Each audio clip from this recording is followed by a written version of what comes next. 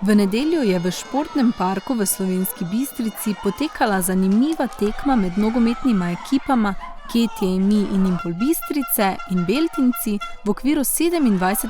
kroga druge slovenske lige. Ekipa Bistrice je na koncu slavila z minimalno prednostjo 1:0.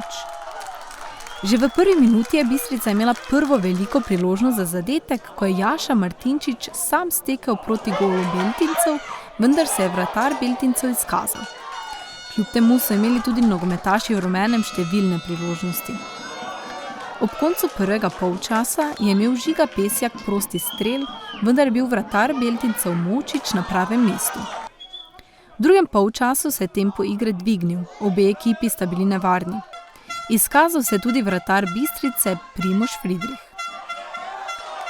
Odločilen trenutek se je zgodil v 53. minuti, ko je Jaša Martinčič po podaji Tomija Gobca v prostor prišel sam pred vratarja Beltincev in uspešno zaključil ter povedel Bistrico v vodstvo.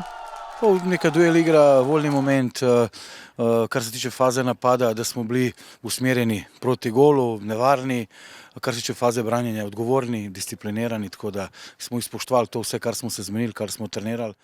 Kljub vodstvu Bistrice se je tekma nadaljevala številnimi priložnostmi.